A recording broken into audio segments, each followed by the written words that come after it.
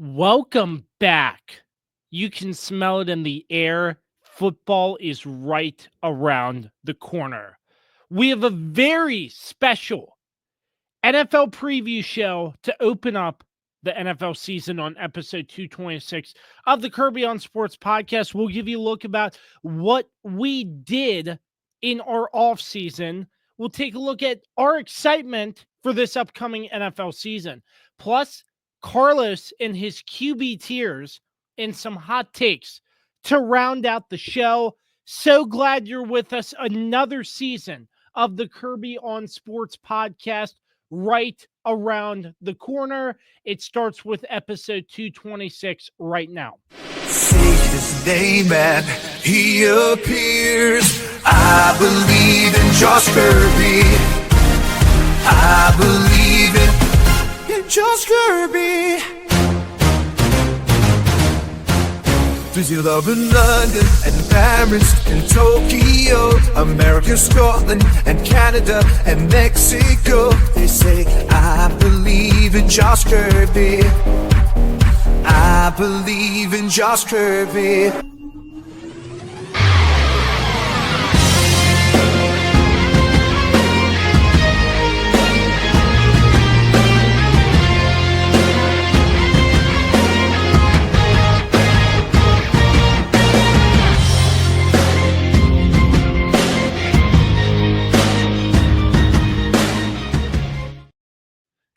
So glad that you are with us. Episode 226 of the Kirby on Sports podcast. Football is right around the corner. First and foremost, want to thank all of our sponsors for their continued support and welcoming some new sponsors as well. As always, PM Plus Reserves, Shenandoah Primitives, Mark Francis with Icon Real Estate and Icon Media, Barrett, Pest, and Termite Services, Mark Lynch with Guild Mortgage, Shenandoah Music, the Cider House, On the Road Driving School, welcoming them as a part of the Kirby on Sports family, as well as always, Don't Sleep Energy, the official energy drink sponsor of the Kirby on Sports podcast. Don't sleep.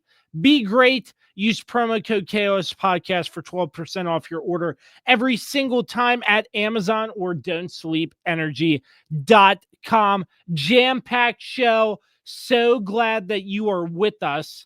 And we're going to get things going by welcoming in the rest of the Kirby on Sports team, starting with a member who had a lot on his plate, wasn't able to catch us to round out the end of the season, but back in business with us, the weapon Dan Dembski.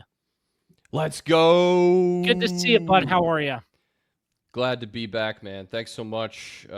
As always, this was a great idea to do a preseason kickoff show as we anxiously await a couple more weeks, I guess 3 more weeks until the official start of the 2025 NFL season. I think it's 2025. That's what year it is.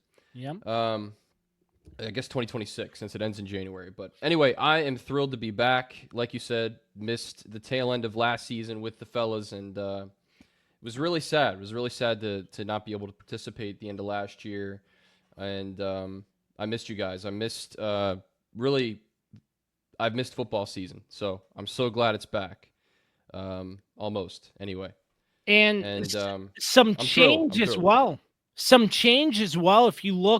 If you're on our YouTube page, yeah, you can look up and see the newly designed logo. So changes are coming.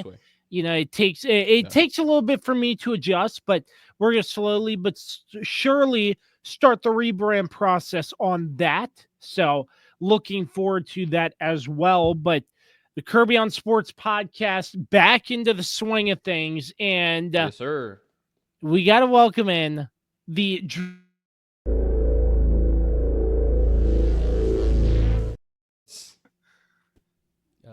messed it up.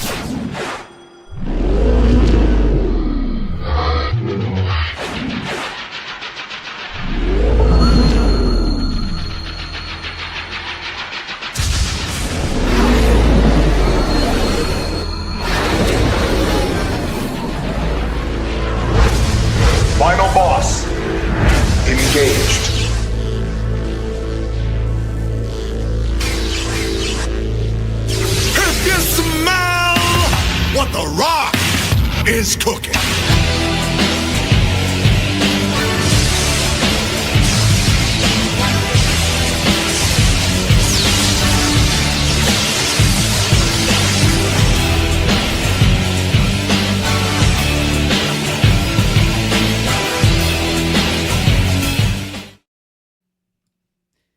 Yes!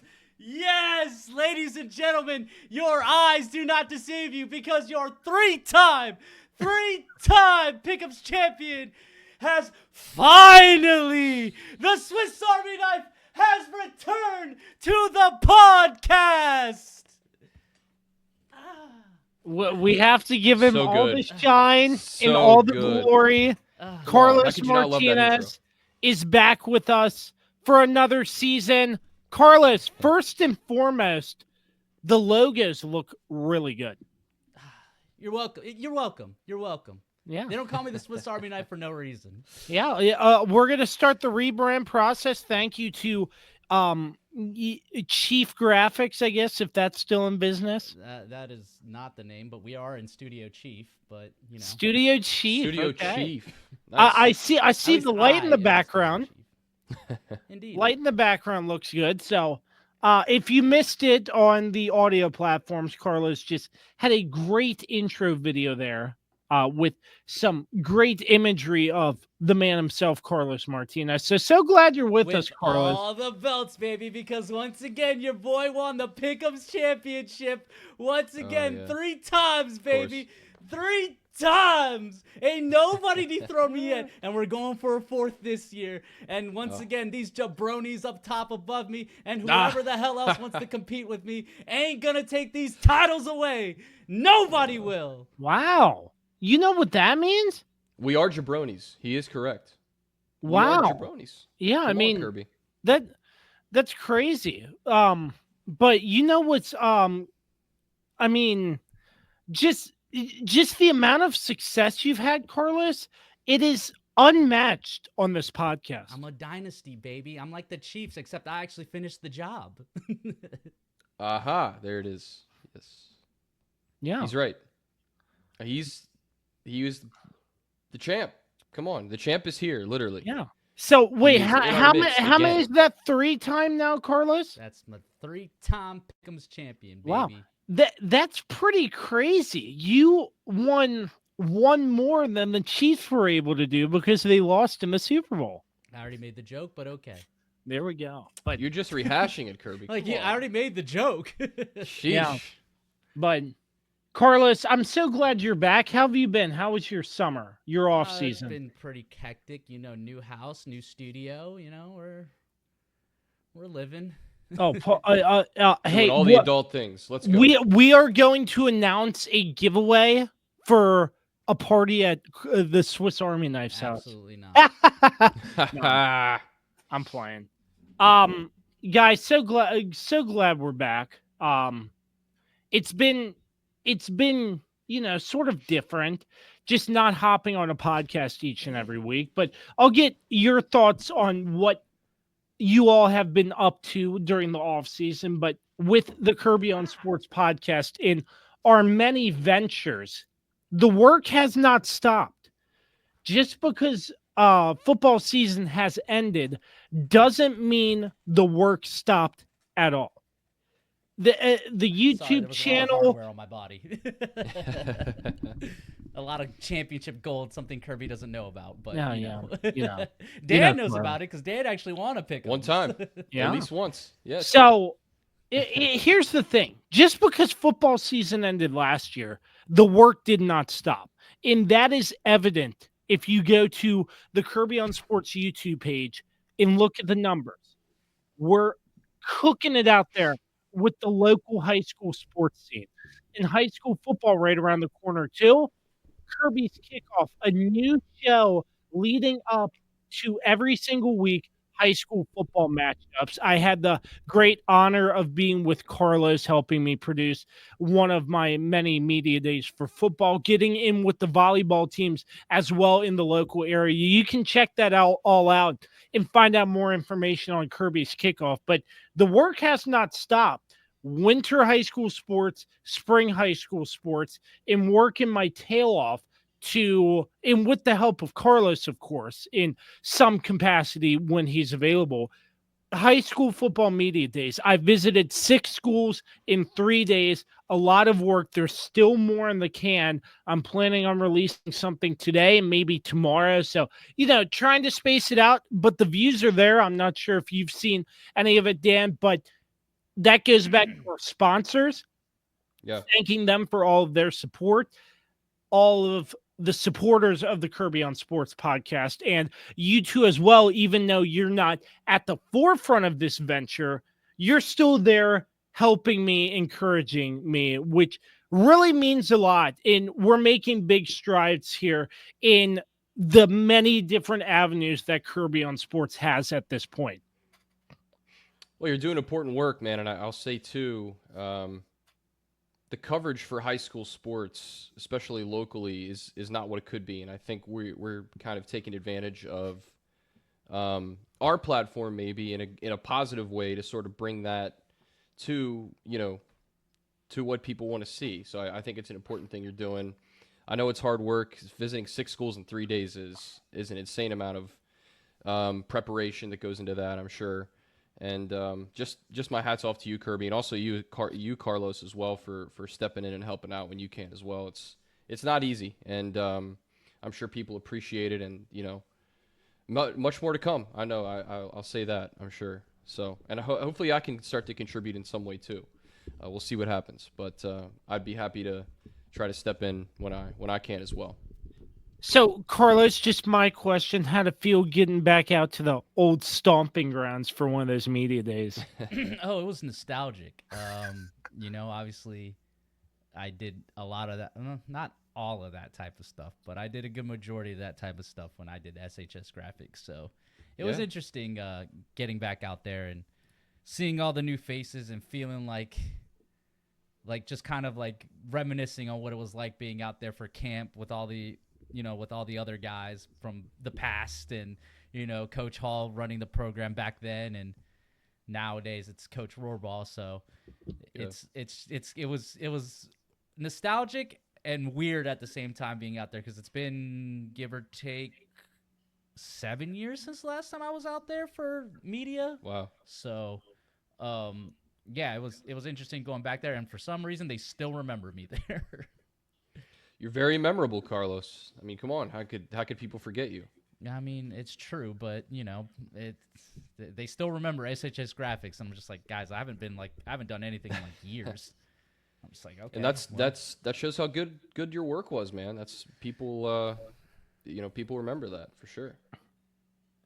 Yeah.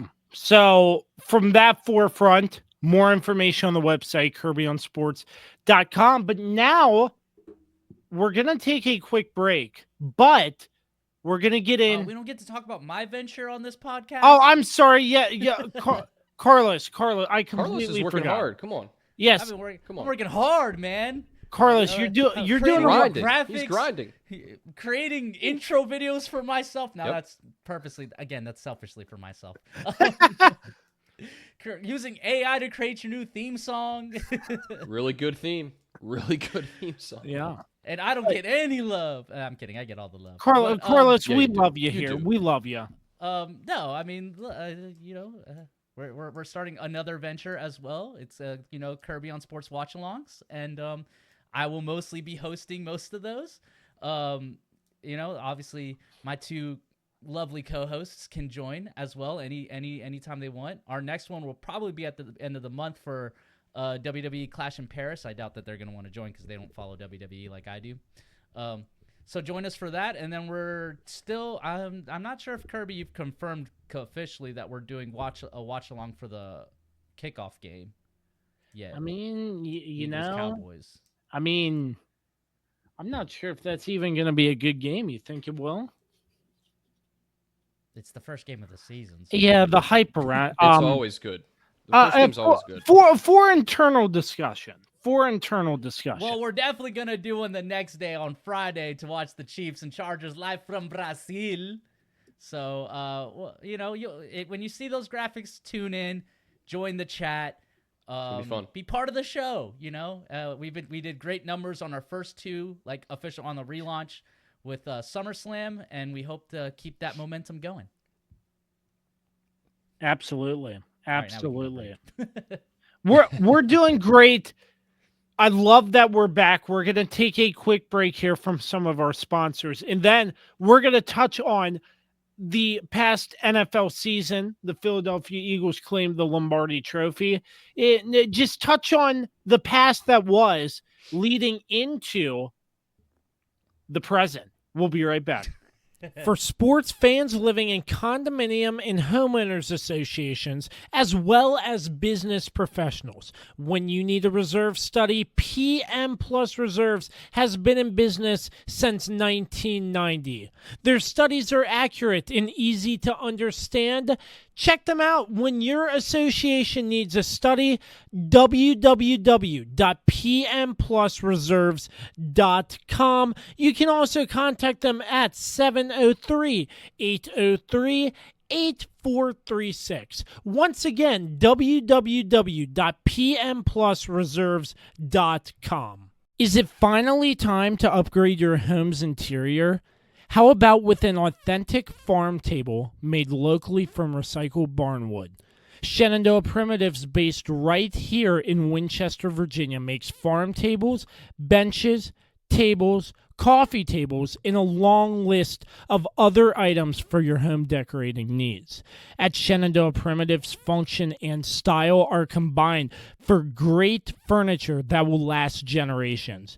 If you're interested in combining the industrial look of metal with wood, or considering something incredibly unique with a live edge, Shenandoah Primitives turns those ideas into reality.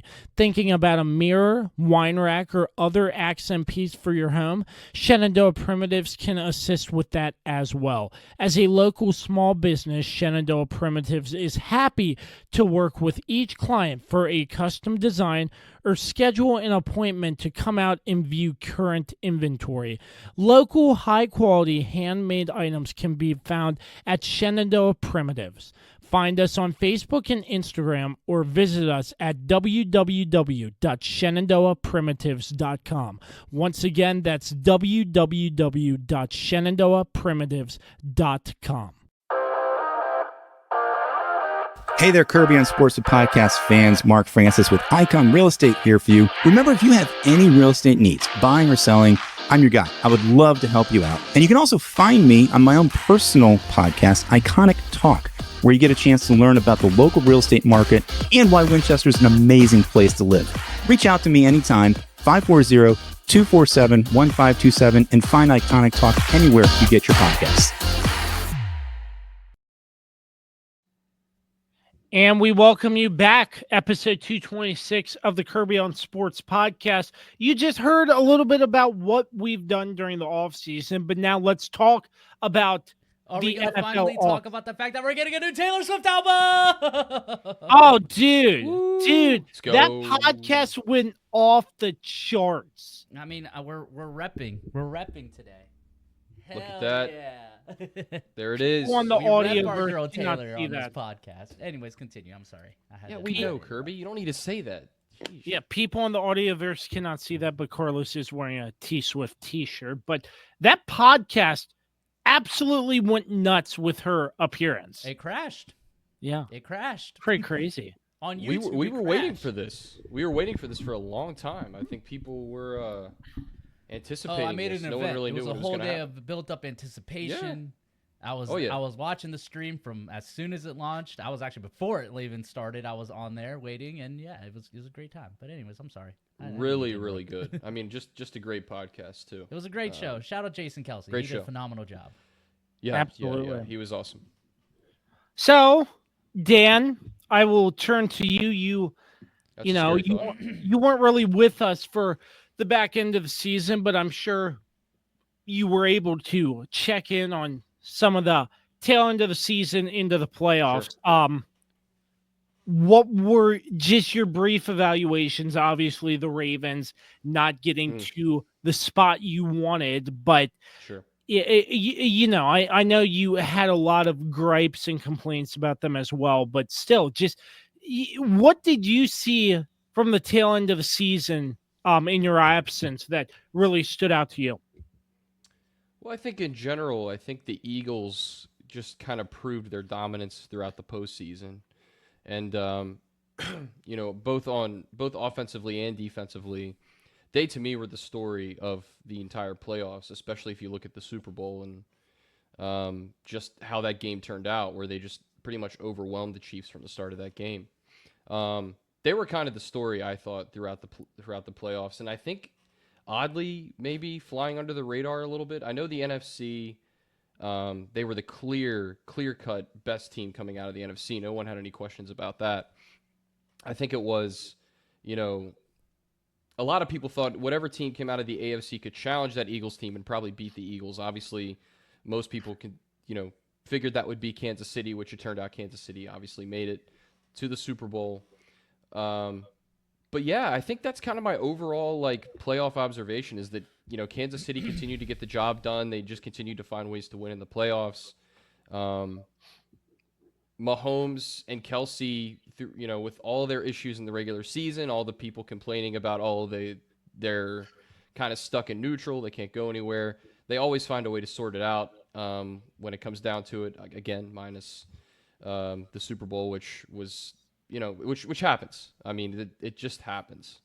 But they got it together and they looked just as good throughout their, the playoff run against the Bills. Of course, in the Bills game especially, I felt like they really put it all together. And that's when we saw the best version of the Chiefs this season.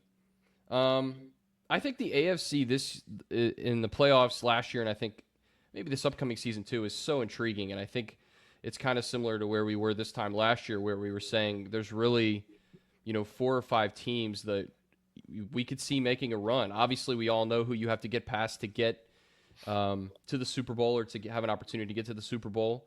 That's not changing, I don't think. And those were kind of my thoughts. I thought really the dominant teams proved to be the dominant teams in the end. There really were no surprises, I thought, in the playoffs. And obviously, you mentioned the Ravens. Very disappointing end to the season against the Bills. Very tough environment, obviously, to go there on the road to Buffalo and win a playoff game. And quite frankly, the Ravens didn't deserve it. They too many turnovers, too many self-inflicted mistakes early on in the game as well, which is hard to come back from.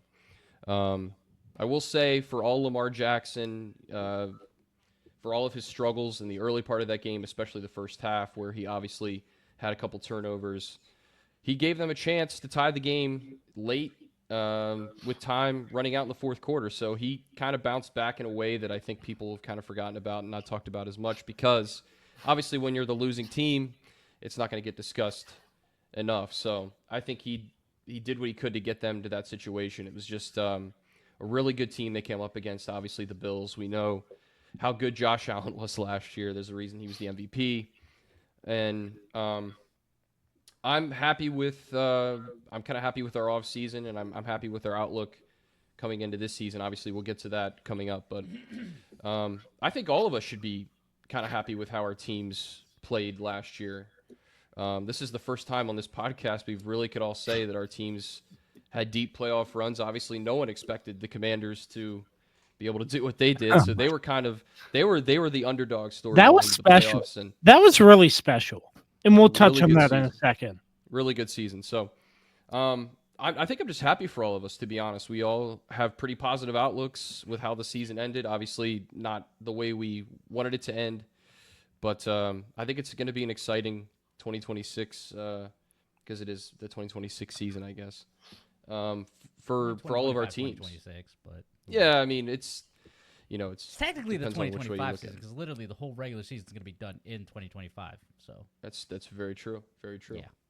That's all I got. I hope that I wrapped it up pretty well. But yeah, I thought it was really good. I thought it was a really good NFL playoffs last year, and I mean, obviously, the dominant teams. There really weren't any surprises as to who was playing in the Super Bowl, and I think again the Eagles just proved dominant on both sides of the ball, and they took control of that game. And I think surprised a lot of people how dominant they were. At least they surprised me.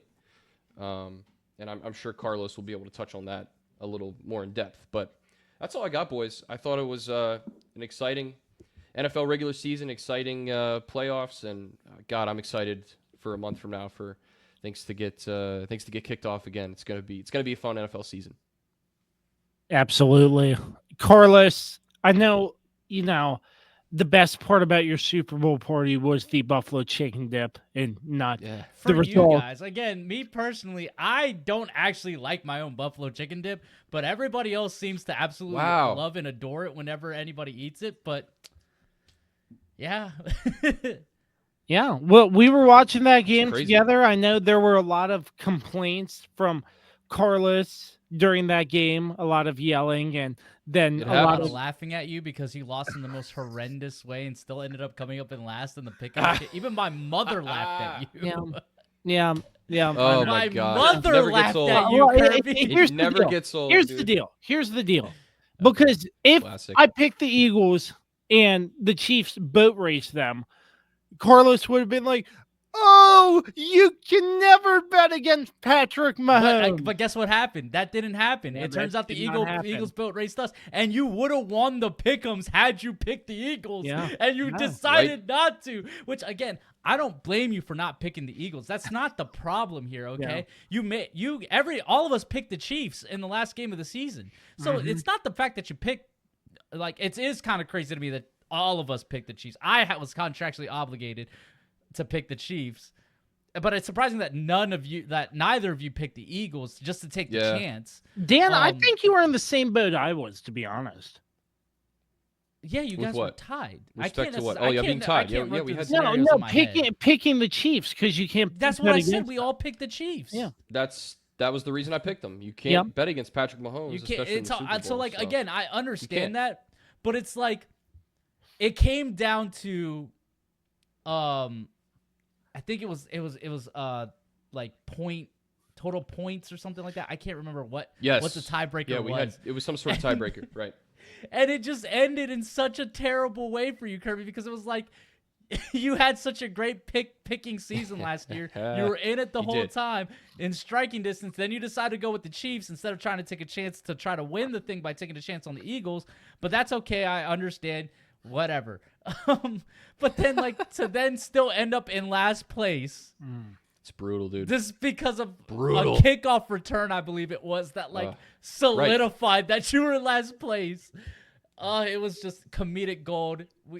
I was dying laughing. My mom started just laughing at him too. It was terrible. Great halftime show, at least, though. Really good halftime show. Oh yeah. They not like us, boys. They not like us. Mm-hmm. Nah, Kirby's not like us. He still hasn't won one. He doesn't know what it's like to be on top. He hasn't tasted gold yet. He hasn't. Will he hasn't this stepped up be to that the podium. year, ladies and gentlemen? Nope. Tune in to find out. Yeah. I'm gonna say no. All right. Preseason no for me. Ooh, that's a challenge, Kirby. Are you gonna take that? Listen, I'm the three-time defending champ, so I don't really gotta talk any business here. All right. Some people still I know owe- you guys have to dethrone me. Some people still owe their pancakes, but I mean, who's who's? Oh who's no, I forgetting? ate them the other day. It was pretty good. You didn't do the challenge though. Yeah, I did. Nah, You haven't paid your debts. It's not Yeah, the I did. same, 40 Kirby. freaking pancakes in 24 hours. Yeah. I'll eat it. I'll eat all of those in an hour, and we'll be good. In an hour? In Yeah, an why not? hour, you're gonna eat 40 pancakes in an hour. I could probably. No, We're gonna need an ambulance on standby. I think if that's the case, You because literally he's not making. cannot physically eat 40 No way. pancakes in an hour. You'd Why have not? to eat a pancake a minute. All right. You're not. You're gonna look like Joey Chestnut out Joey there with his Chestnut. hot dog. Yeah. He's Who dipping knows? those. You're gonna start knows? dunking them in water. And water to Who Oh, knows? so gross, dude. But Who knows? I know you're not gonna do it. If No you way. say I can do it in 3 hours, I can do it in 4 hours. Okay, because then I 4 believe hours, that. it's 10. It's 10 an hour. Easy work. you never know. 40 in an hour, Kirby. That's crazy. You never know. I Write do that down, know. Carlos. Make sure we have it in writing that he said this on the podcast. All right, so if you fail to do it in an hour, to eat 40 pancakes in an hour. No. Too late. It's too late. You said you could do it in an hour. No, I was just saying hypothetically. Hypothetically, you can't. I wouldn't risk my stomach doing that. Oh my god. That's not how it then works. Then don't talk that business then if you're not about it. Oh. Like my little sister says, don't talk about it, be about it. You ain't about it, Stand Kirby. on business. You've Stand owed us on these business, pancakes Kirby. for 4 years. Carlos. Exactly. Carlos, let's stand on the business about your thoughts on the season, though. My business on the thoughts of the season were the Chiefs came up short and they got their asses kicked. You know, it is what it is. Look, there's been a lot of talk lately about whether this is the end of the Chiefs dynasty. I'm telling you guys right now, It's not. I would be if I'm the rest of the NFL, I'd be very afraid of what happened because the Chiefs last season had the best record in football. Were the last undefeated team. Had just won back-to-back Super Bowls. Are in the midst of one of the greatest runs in NFL history. 7 straight AFC Championship games. They've been to 5 of the last 7 Super Bowls. There's a lot. Like I said, they won 3 of them. They got their butts kicked against Tampa in 2020. Now you contribute to them not having an offensive line and to their receivers not catching anything and just having the worst game of the season then. And Tampa were just the team of destiny that year. They lost the Super Bowl last season. And that was, again, towards offensive line troubles. The Eagles having this just playing their best defensive game that they had ever played. And,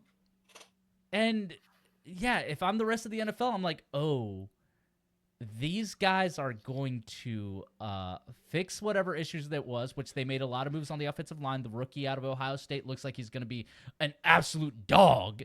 And they traded away Tooney, and they made some switches to the offensive line because they saw that was the issue. It's the line. You know, Patrick Mahomes was hit the most he's ever been hit last season. And then I just feel all this talk. There's a lot of people trying to replace Patrick Mahomes as the best quarterback in the league and trying to put Josh Allen above him, even though he beat Josh Allen for the 4th time in the playoffs. I smell a revenge season, boys. I do. I think they're going to be angry, and they're going to want to prove to the rest of the league that, like, hey, like, we're not done. You guys are ready to start writing us off already. But you guys have forgotten who we really are. And last season, despite us not playing at our best, losing a lot of key pieces like Rashee Rice, and then not having Hollywood Brown for a majority of the season. Travis Kelce, it seems like he didn't necessarily take the offseason last year completely seriously. And it seems like he really took it seriously this year. And then, like I said, the offensive line troubles seem to have been figured out. Yeah, I think I would be scared if I'm the rest of the league because you're poking the bear by doubting the Chiefs. And they're not going to take kindly to it. So there's all that. They do have a super tough schedule. I mean, gosh, a majority of the schedule is going to be in prime time also. Like, they're going to have nationally televised games for the most part. We play on Thanksgiving, so that'll be fun. Oh, gosh. Yeah, Always against stressful. Dallas, so it's going to probably be the most watched game. It's either going to be that one or the Bills game is going to be the most watched game of the season. My money's on the Cowboys game just because that always brings the numbers. Gets the eyeballs. Yep. So, yeah, I mean, look, all the credit to Philly. They did a phenomenal job last year. And in all honesty, I really can't see any argument against them making the Super Bowl again. And again, it's not going to be easy for the Chiefs to make it to a 4th straight Super Bowl. But I would be very hesitant to doubt this team because, like I said, they've done such, they were able, luckily, like, all the issues were front and center in the Super Bowl, and it was things that were very easily addressed, and they addressed them. and they brought Hollywood Brown back. Rashid Rice, it seems like he's going to be available for at least the first 4 games of the season. We'll see how his suspension and stuff goes when that eventually comes down. Pacheco looks like he's back to form the way he was at the beginning of the season last year before he got hurt. They obviously got Kareem Hunt back. They made all those changes to the offensive line. The defense is still the defense. You still have Steve Spagnuolo. I just don't where is this doubt on this team? They've done it year after year. Even on a bad year, they still make it to the Super Bowl. So with all that being said, if we're talking about the rest of the league, yeah, I'd be scared of the Chiefs still. I still wouldn't doubt them at all. But like I said, there are teams that are willing and ready to dethrone them. Baltimore wants what's theirs. Buffalo obviously still is hungry, haunted by all these losses to the Chiefs, and they will eventually. It will eventually happen. The Buffalo Bills will eventually overtake the Chiefs one year. It's going to happen. Yep. It'll be the same thing for Baltimore. But will it be this year? That's the question. It's going to be tough. And, I certainly have not been a person who's been saying the Chiefs dynasty is over. I think that's a ridiculous statement. But the AFC is so loaded from really it's like you said, Carlos, it's just going to be really tough for them to get back for the 4th straight year to the Super Bowl. This might be the hardest challenge for them yet, I think. But like I said, if any team can address that and overcome adversity and adapt, it's the Chiefs. They've done it time and time again. So I have no questions and no doubt that they can do that. Also, the defense is so good, and I don't think talked about enough in how dominant you all were last year in the regular season. A lot of that was attributed to how good your defense was and how they were able to set up. And honestly, they did great Mahomes in the Super offense. Bowl. They did great in the Super Bowl. It's just they could only hold for so long, and the offense wasn't giving them much before. Yeah, the dam broke, and eventually it was hey, this offense isn't going to get going. And then finally, the Eagles started getting going, getting things on offense. So it was rolled.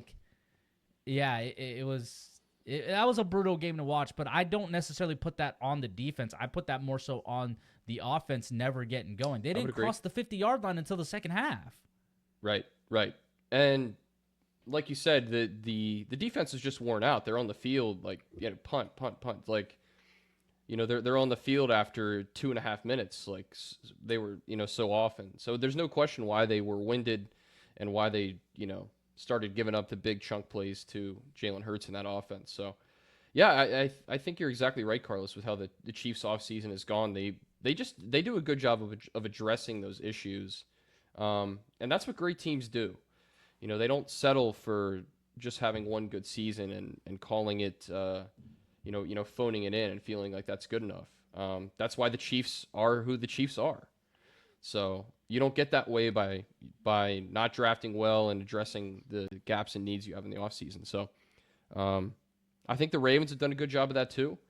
The Ravens had a phenomenal offseason. Great draft. And so did the Commanders. I really liked what the Commanders did this offseason. Commanders did a good too. Yeah. So I think all 3 of our teams are going to impress once again. So yeah, I think that's all I had, Carlos. Yeah, what are your thoughts, Kirby? Let's talk about the Washington Commanders. Not so fast. You're not Not so fast. Okay. Not Lee Corso. Please stop. Okay. So especially with that guy retiring. Yeah, he'll be missed. Well, week 1 of College Game Day, that's going to be really sad to watch. That's going to be really sad to watch. Yeah. I'll be locked in though. Me too, man. You mentioned it, but what a run the Commanders had. Mm-hmm. Just nobody expected the Commanders to make it all the way to the NFC Championship game, but yet here we are watching. Hold on. Not only make the NFC Championship game, but also to win 12 games and to also go to Tampa, win in Tampa, go to Detroit, and win in Detroit. The craziest game I've ever seen. It was an absolutely it was an improbable run, and it was epic. It was absolutely epic to see. Yeah. Yep. I mean, watching that game in Detroit was Christmas morning for Commanders fans.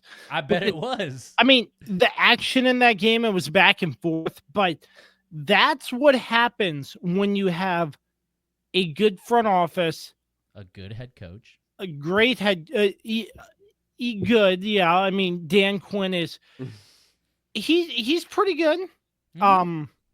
And The results speak for themselves. Come I on. mean, and the coaching staff working with Jaden Daniels, Mhm. they're training him the right way. So that's huge. Just the Commanders 360 flip. In the offseason, you saw pictures of their redesigned locker room. It looks Mhm. completely different. They're revamping everything, the whole nine. Ownership, you know what it makes the difference? Ownership gives a, you know what? They Yeah. care. Gives a damn. They Yeah. care. Yeah, thank you. Well, I was Absolutely. going to say another word, but that works. Yeah. Yeah, And the they- team they- president, I get a picture with the team president too. He was out conversing with fans, and I really like the direction this team is going.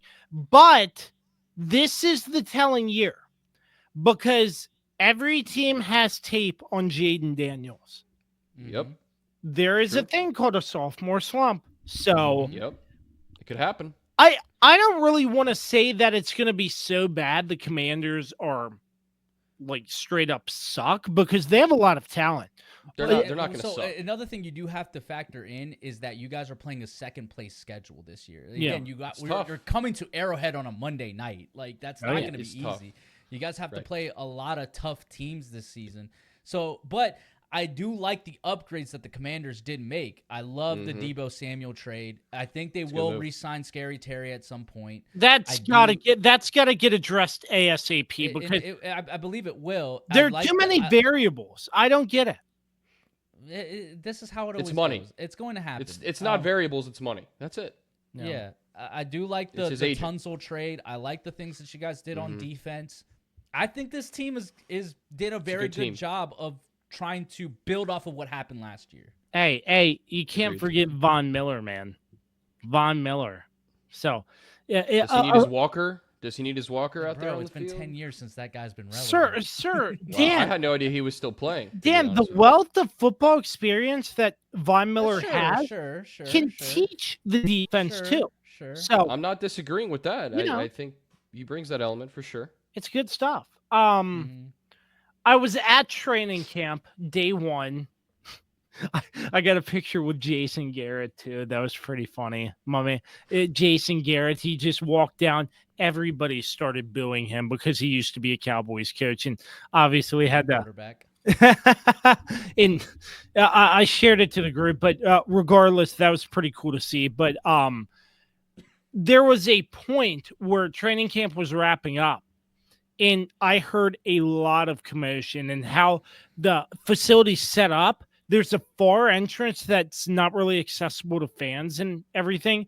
I just hear commotion and screaming. I'm like, what is going on? And it was the heat of the day. They bumped it back. I got there at 5 a.m. I was kind of tired.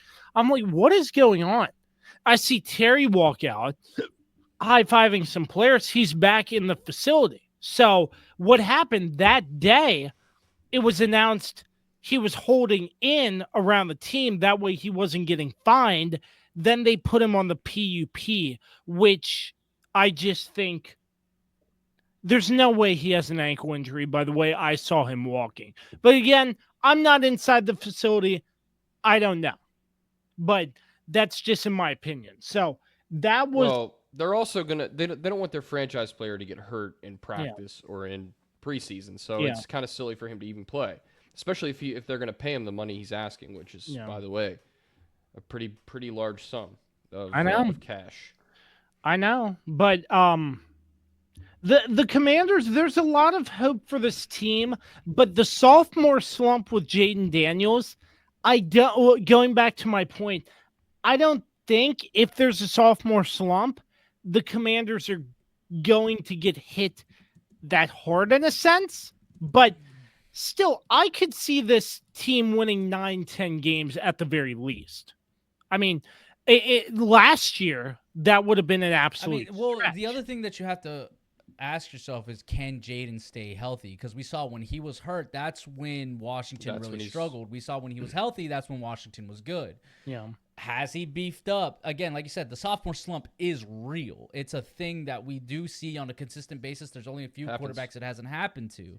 Right. That is one of my concerns about Jaden Daniels this season is, like you said, there's film on him, and it's just the sophomore. We saw it just happen to C.J. Stroud. C.J. Stroud has an incredible rookie year, and then he starts kind of feeling himself, and he has a really rough season, but still good enough to make the playoffs and to get to the divisional round. But yeah, that'll be the question for Jaden Daniels is, okay, does he have a sophomore slump, and is this team able to overcome him possibly having a sophomore slump? Is he able to stay healthy and to, be there for the team? What was crazy too, I just found out Jaden, I think, did an interview, and it was mentioned that he threw the Hail Maryland with broken ribs. Yeah, he was hurt. Yeah. I mean, we all knew that. Yeah, well, I didn't know it was broken ribs. That wasn't reported. Yeah, we all knew he had a rib injury. Yeah. Yep. But broken ribs, that's crazy. I mean, that's not pleasant. Yeah, not pleasant. Yeah, and throwing the game-winning touchdown against the Bears. Wow. I think in general you could say, well, all of our teams, but especially the Commanders, like, health is going to be the main thing we're looking for, like depth-wise too, on both sides of the ball, not just with Jaden Daniels, but this defense. I think especially they got to stay healthy in all three, in their defensive line, linebackers, and especially their defensive backs, which we all know they struggled last year against the pass defensively. Hopefully they will be improved this year, but you got to watch out for that as well. I think that's going to be a key thing, especially playing in that division. And like Carlos said, the second place schedule it's not a cakewalk by any stretch of the imagination. So it's going to be tough as well. But like Carlos said, I think it's a really good roster. I think they've beefed up the roster as well. And on paper, at least, I think they're a really, really solid football team, and they should be able to, put themselves in the mix again. The sophomore slump is real, though, so that's definitely something to watch out for. But we all want to keep an eye out if Jaden Daniels has, how much he's learned from his first, from his first go round. Obviously, took a lot of hits last year, so that's going to be something for me. I want to see him protect himself more. If he's going to, he's my franchise quarterback. I want to see him get down. But I think that's why that Tunsil trade was so important, because they got him a good offensive lineman on the left, on his blind side. So I think that was to kind of help address that issue of him taking a lot of hits. Ton of hits last year. Yeah, so I think that's the main thing I'm looking out for. Can he adapt in the way that I think Lamar Jackson has done, where he's tried to protect his body more? Mm-hmm. The way we've seen Josh Allen do as well. Of course, Josh Allen is a little different story because he's so big. He's more beefier. He's 6'5", he can run people over. Like 30 pounds. He's built like a linebacker, so he's a tank. A little more punishment than a Jaden Daniels, who's like a $180 wet. Right. Exactly. So those are the things I'm looking for: health in general, and then just protecting yourself and being smart with the football. And I have no question that Jaden Daniels can do those things, and I think if he does, he can again have a great second season in the NFL. And I think the Commanders as well. They will go as he goes. Quite frankly, he is their leader, and it became pretty apparent last year in that locker room and on the field as well that they turned to him in a lot of those situations to kind of fuel this team. I think it's going to continue to be that way for the Commanders again. And the Commanders, they have some primetime games everybody wants to see. The newest trend, the Washington Commanders, they go overseas and play the Dolphins as well. So that's going to be very interesting. Yeah, it should be. It should be. It's going to be fun. A lot more people are going to be exposed to the Commanders this year than they have in the last, I can't even tell you the last time that they had a lot of primetime games. It's been a long time. Maybe since RG3 was the last time that Washington really had a lot of hype. The way they had this year. I mean, look, with success comes pressure. And Christmas Day, too, I forgot to mention.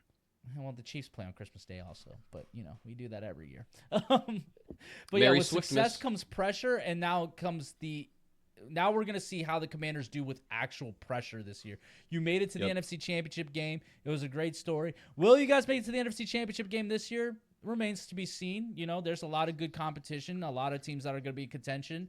But I guess the key thing that everybody wants to see is a continuance of success of this team, despite maybe they don't win 12 games this year, but at least, hey, they still finish with a winning record and make the playoffs and maybe still win a playoff game. Maybe they lose in the divisional round, you know, or maybe they do lose in the wild card, but at least they put up a great fight. I think that's what a lot of what the NFL and what the Commanders fan base, I think, would still be happy about is if, hey, we're still showing signs of progress. We're competing with these good teams. Sure, we didn't make it back to the NFC Championship game, or we didn't make it to the Super Bowl, or whatever. You know, I don't know what the expectations are in Commanders land right now in terms of how far they think this team is going to go. Hopefully, they're not thinking Super Bowl because tamper down your expectations just a little bit.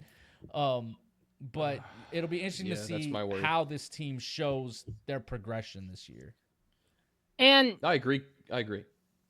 Well, sorry, Kirby. You know, the way it shaked out too, after the NFC Championship loss to the Eagles, I sort of sat there. I'm like, that was a terrible game.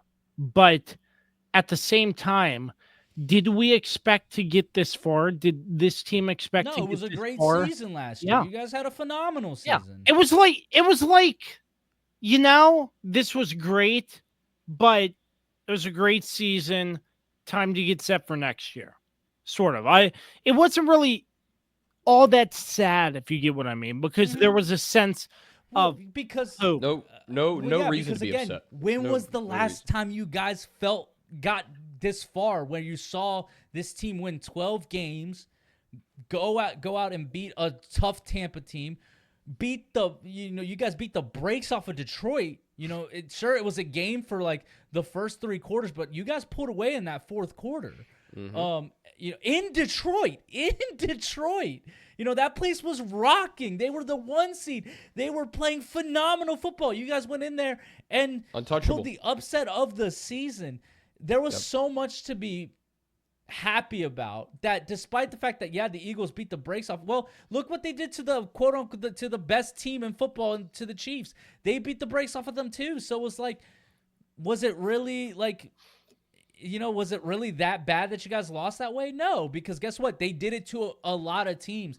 You know, sure the Rams played the Eagles well, but that was a snow game too. And sure, they had a little bit of a tough game against the Packers in their first round game, but at the end of the day, like, you guys have had a phenomenal season, a season that will be remembered for a lot of Commanders fans. Something that didn't happen during the RG3 era, which everybody looks at so fondly. Guess what? You guys went further here, and guess what? Jaden Daniels is coming back healthy. He's not trying to come back from a devastating knee injury. Yeah, there's a lot of hope here. This team has competent ownership. A new stadium deal is on the way. I mean, I think it's already been approved, correct? To my knowledge, yes. And well, we had some great on the way. We had back some at great the RFK insight. Site. We had some great insight from DC Councilwoman Pinto as well. On the podcast too, which was very great to hear the insights on how that was moving along. Obviously, more has progressed, but had to get an interview, which I was happy she was able to come on and discuss some of the stuff that we don't really know so much about when it comes to a deal like that. The final vote is a month from now, September 17th. So but it's looking very promising. It's looking promising that they're going to pass it. Yeah, it's I mean, from the concepts that we've seen, it looks like it's going to be a great design. It's going to be a lovely stadium. Great place. Look, like I said, there's a lot to look forward to and to be optimistic about for the Commanders. So that's why, disappointing that you guys didn't finish. You guys didn't make a miracle run to the Super Bowl. I can understand you being disappointed about that, but I do understand be happy. You being like, I do understand you saying, hey, I felt happy because at the same time, my team showed me something to be proud of finally. Yeah. Exactly. Yep. So it's going to be very interesting. So what we're going to do now is we're going to take another quick break. And then we have a segment from Carlos called QB tiers, correct? It's the Swiss Army Knife's QB tiers, but The Swiss Army Knife's QB Got to name it. You tiers. got to brand it. Yep. When we return, you're tuned into episode 226 of the Kirby on Sports podcast. Bedbugs. The only thing creepier than thinking about them is actually having them. Trust me, you don't want to have them. Locally owned and operated Barrett Pest and Termite Services can keep you from having bedbug nightmares and infestations. Call 540-340-3922 to schedule your free inspection and consultation. If bedbugs are already in your home, we'll get rid of them so you can rest easy. We also specialize in keeping homes and businesses free of other pests, including rodents and termites. That's Barrett Pest and Termite Services, 540-340-3922. Here we go, welcoming you back to episode 226 of the Kirby on Sports podcast. The Weapon Dan Dembski and the Swiss Army Knife Carlos Martinez. Joining me, I am Josh Kirby. Carlos, I'm curious to see how these Swiss Army QB tiers and what this segment's all about. All right, well, you guys are basically going to get kicked out for a majority of the segment. Then I'm going to bring you guys in for reaction shots, so goodbye. Oh, it's just Josh. I'm right here. Here they come.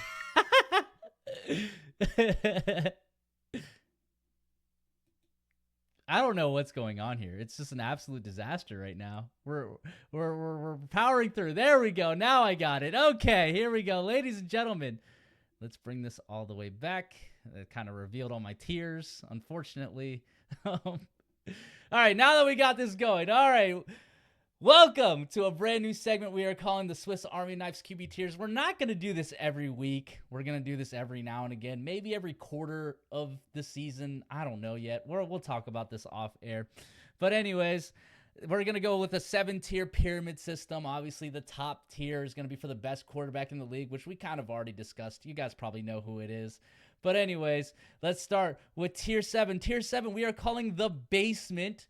And here we got Drake May, Michael Penix, Bryce Young, Russell Wilson, Caleb Williams, Justin Fields, and the number 1 overall pick of the draft, Cam Ward. By the way, not all 32 quarterbacks are going to be on here because there's a bunch of teams that we don't know the quarterback, like who the starting quarterback is going to be yet, like the Browns. We don't know if it's going to be Shador or if it's going to be Joe Flacco, Dan's favorite guy. But anywho, so there's a couple guys that didn't make the list. Like Anthony Richardson didn't make the list because he's just terrible. So yeah, I got these cast of characters down here. Obviously, Russell Wilson is just a bottom tier quarterback. I just don't think he's great. Bryce Young is down here for now, but he did show us a lot of potential going at the end of last season. I was very happy with what we saw there.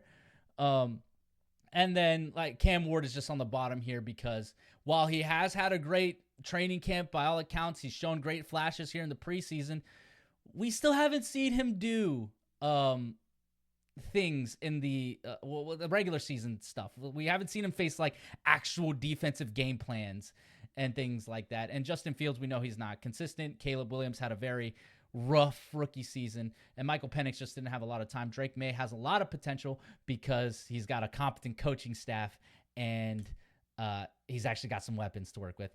Next tier 6, we're calling the wild cards. Yeah, there they are. Aaron Rodgers is up here. You can easily make the case for Aaron Rodgers to be on the bottom tier, and I wouldn't argue with you. You could flip any of these guys, and I'd be okay with it. Rodgers is washed. We all know this. He sucked his last year in Green Bay. Obviously, then he tore his Achilles, his first year in New York. He sucked when he came back, and I feel like he's going to suck here in Pittsburgh. So for Dan, that's good news because that means Pittsburgh ain't challenging again. Trevor Lawrence is here. The prince who was promised has just been dud so far. He had probably one good season, but he's got a great head coach. Well, we don't know if he's going to be great, but he's got a more exciting head coach.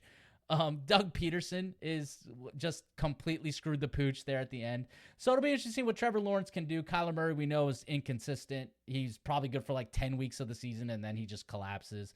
Bo Nix is on Mac Jones' watch, in my opinion. I think he had a pretty good first season and made it to the playoffs, but Is he on pumpkin watch? Is he really as good as people say? We're going to find out and see how that happens. Talk about sophomore slump. I think he's on sophomore slump watch. Geno Smith and Sam Darnold are down here just because I'm just not really that high on them. Next tier, we're going to call it the good but flawed. And here we got Baker Mayfield, Dak Prescott, Brock Purdy, Jared Goff, and Tua Tagovailoa. Look, Baker, in my opinion, is going to go up. He's not going to stay in this tier. Dak Prescott is probably going to stay in this tier. We know Dak Prescott is a good quarterback, but he's not going to be the reason why you win a Super Bowl. Like, he can be a reason, but he's not going to be the reason. So therefore, he's here. Brock Purdy, we saw last year, when he doesn't have the Avengers, when he doesn't have all the great talent around him, he kind of sucked. And so we kind of finally got to see where his true level is at, and I think this is where he is.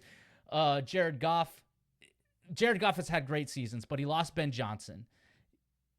You had two gut punches of a way that the season ended in losing the NFC Championship to San Francisco by blowing that second half, and then, of course, the Commanders coming in and upsetting them. So I think he's here. We all know Jared Goff can get you to a Super Bowl, but can he win you a Super Bowl? Remains to be seen. And Tua, despite Tua being kind of a not controversial. What's the word I'm thinking of here? Not divisive. I can't think of the word right now. But anyways, him being kind of a controversial quarterback, I guess you could say. He's still consistent. He still puts up some numbers. But again, he's not going to be a guy who's going to win you a Super Bowl. So the next tier, tier 4, we're calling them the risers. Yes, the risers. If it'll do it. I knew it was going to do this. Come on. Show me the money. There we go. We got CJ Stroud, Justin Herbert, Jaden Daniels, Kirby's guy, and Jordan Love. CJ Stroud had a sophomore slump of the season last year. I think he's going to rebound. He got humbled last year, in my opinion, because he thought he was somebody in the league after having one good year and then try to big brother Caleb Williams, even though he's only a year longer in the league. That did not sit right with me. But, yeah, I think he realized that, like, hey, it doesn't just come like that. Like, you have to keep working at it. You have to keep improving. And I think he's going to have a good season this year. Justin Herbert. Look, I'm sick and tired of these freaking football nerds just fawning over Justin Herbert every year. The man has proved nothing. He's 5 years into the league and has not won a single playoff game. Has 2 epic playoff collapses against Jacksonville and against Houston last year. You got to show me something before I can put you on the upper echelon. We all know he's got talent for days. He's got a cannon of an arm. But the man has won nothing. As a matter of fact, they're making him pass less. I digress. Jaden Daniels, we all know, had a phenomenal rookie season. Has to stay healthy. And he has to, hopefully his team is able to get him over the sophomore slump if he has one. And Jordan Love, I think Jordan Love had a weird year last year in terms of he was injured, and then his receivers were always injured, and it was just a weird year. So I think he's still rightfully right there in the risers category. Next tier, this one might be controversial. The almost elite. Yeah, Joe Burrow's in this one. Yep, Joe Burrow is almost elite. Look, we all know Joe Burrow's actually elite. But when you miss the playoffs 2 years in a row, I can't put you up there with the 3 best. I can't, because at the end of the day, yes, you have made it to Super Bowl. You put up phenomenal numbers last year, and maybe most of those losses weren't on you because you put up as much as you could, but you still didn't make the playoffs, and you haven't made the playoffs 2 years in a row. So Joe Burrow's here. I think he's right now rightfully ranked number 4 in the top echelon of quarterbacks, behind the next 3 that we're going to talk about later. Matthew Stafford, I think, is still the best quarterback in the NFC. He's been having some back issues. He's obviously 37, so he might fall off a cliff this year, but we're basing this off of what we've seen so far. Matthew Stafford is still the top quarterback. And Jalen Hurts is in this one because you win a Super Bowl, you deserve to be in the top echelon. We all know that he's not the reason why the Eagles won the Super Bowl, but he's also not the reason why they didn't. And, when he played, they won, and he's a proven winner. So it's like Jalen Hurts, yeah, we're putting him there. Tier 2, The MVP contenders. Yep, there they are. Josh Allen and Lamar Jackson, the two guys who fought it out for MVP last year. Look, we all know Josh Allen won it. I'm not going to argue people who thought that Lamar Jackson should have won it because he did put up phenomenal numbers in the regular season, but it's a little bit of the case of like, hey, you still haven't shown it in the playoffs. Lamar Jackson has obviously struggled in the playoffs, but he's just so damn good. And I really feel like it's only a matter of time. It's only a matter of time before he finally cracks it and gets to that next level that we all are waiting for him to like get to. And like I said, Josh Allen was MVP last year and he was great. And of course that leaves at the top of my tiers, standing alone, Patrick Mahomes. He's not done yet, ladies and gentlemen, and anybody trying to take him off the top of the mountain is going to regret such a decision. And those, ladies and gentlemen, are my QB tiers. Let's bring in the boys again. Here we go, like that. All right, boys, what do you guys think? I think it's a pretty damn good tier of quarterbacks. I don't really think I'd make any changes at the top, especially those first three sections of the pyramid. I could probably make a couple changes a little further down. Like I may swap Baker and Herbert just because, like you said, Baker has at least had a little more success in the playoffs. Obviously, he's older and probably he's on his way down as far as progressing as the starting quarterback in the NFL. But Justin Herbert hasn't, like you said, Carlos, he hasn't proven anything. He hasn't won anything, and he's choked. And honestly, that's a great point. You know what? Honestly, I think that was a mistake on me. I think you're right. Baker should replace Justin Herbert, in my opinion. I think you're right. Right. That might be the one change I would make. I think, like, other than that, I agree with the bottom, and I might swap Rodgers and Russell Wilson just because of Rodgers' age, and just I don't think he'll have the same. I hate this chair because it shifts down. I need to get a new desk chair. That's my goal for this season. I might swap them just because at Rodgers' age and his previous injuries and things like that, I don't really think he's going to get any higher than that, and probably only play 1 to 2 more years. Whereas I could see Russell Wilson being like an average quarterback at best for the next 4 or 5 years, whatever. So other than that, I think it's a really good list. It's really well thought out, Carlos. I thought your reasoning for every guy on the list makes a lot of sense, and your point about Mahomes is exactly right. I mean, he is the king of all the quarterbacks in the NFL right now, and to dethrone him, you're gonna have to beat him consistently, and none of those guys on the list have really done that, especially in the AFC.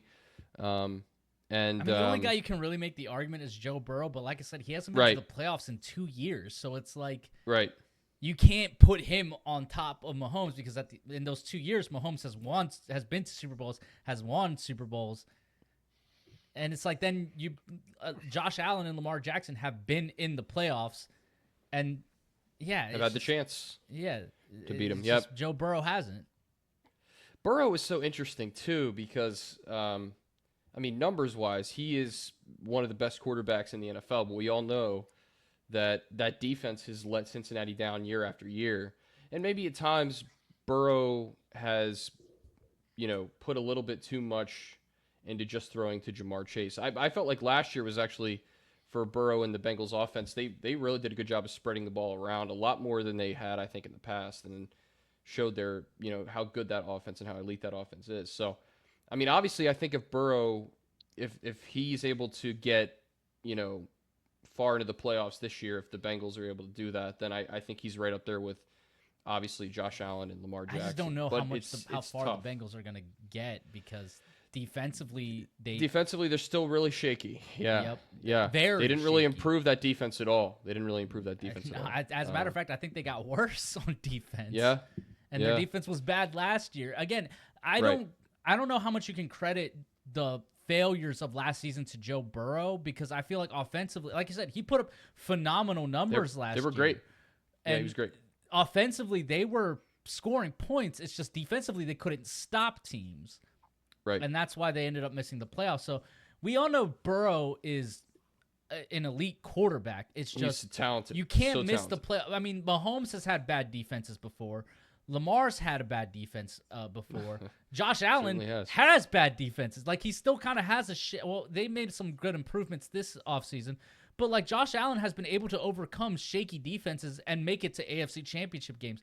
So to me, it's like, okay, Burrow,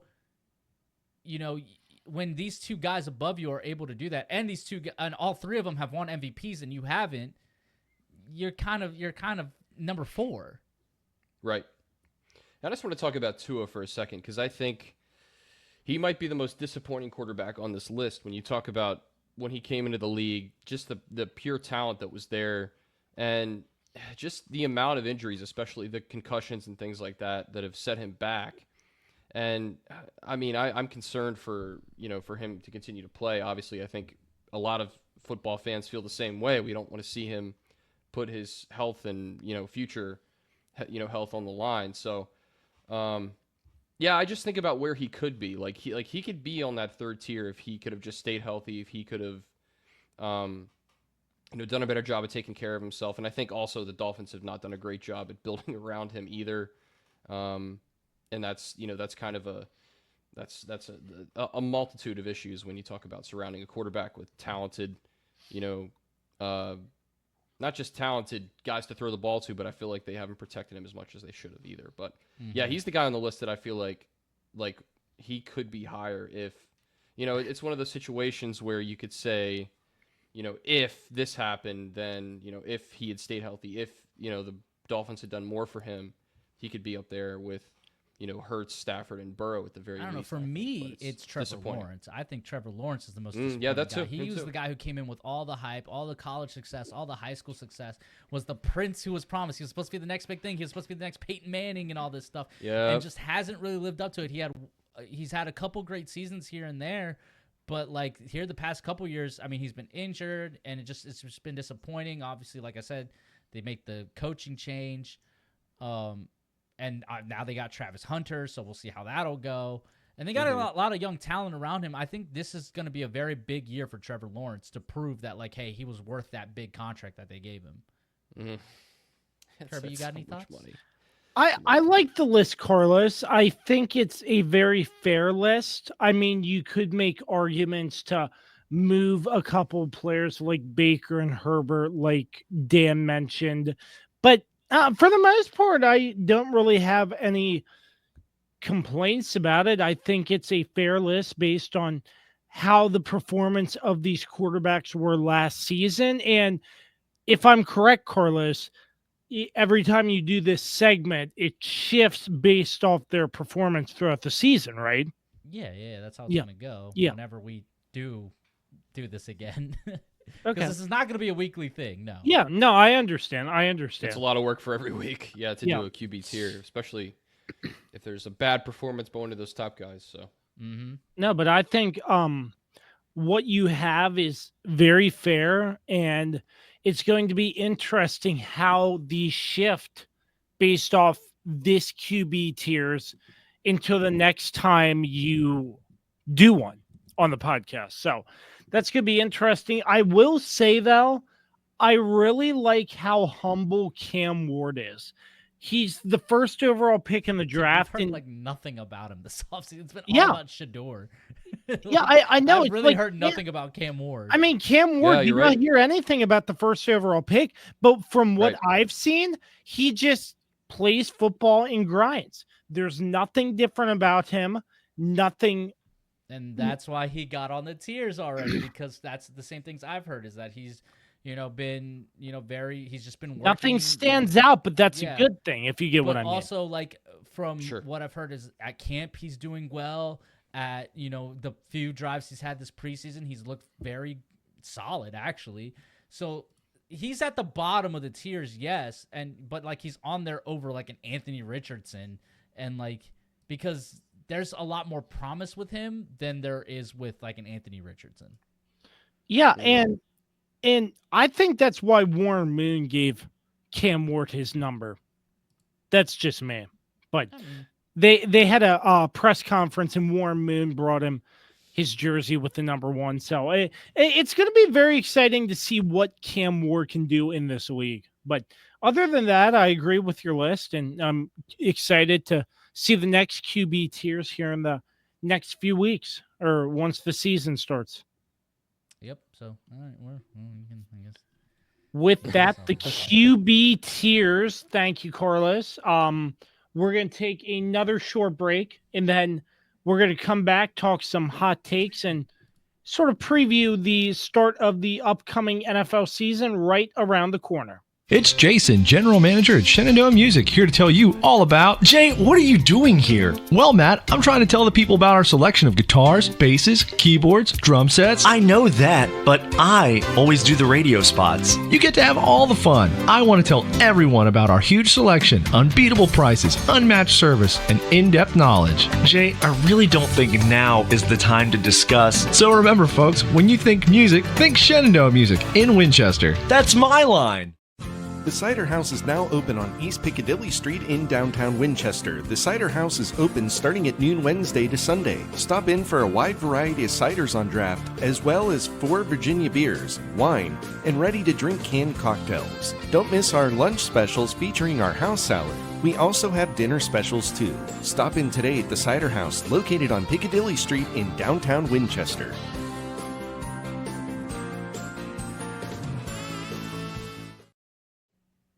Welcoming you back to the Kirby on Sports podcast with the weapon Dan Dembski, the Swiss Army knife Carlos Martinez. I am Josh Kirby. So glad that you are with us. And don't forget, you can find the Kirby on Sports podcast, www.kirbyonsports.com, and all social media platforms. Back in business, let's talk about the upcoming season ahead. Gentlemen, maybe some hot takes, but some predictions. It's going to start out Thursday night with the banner raising in Philadelphia as they host the Dallas Cowboys. So one to start off an NFC East showdown and then a game on Friday, then all the way to Sunday. So it's going to get busy come the start of September. Oh, yeah. Oh, yeah. Oh, yeah. It's going to be very interesting. Very interesting.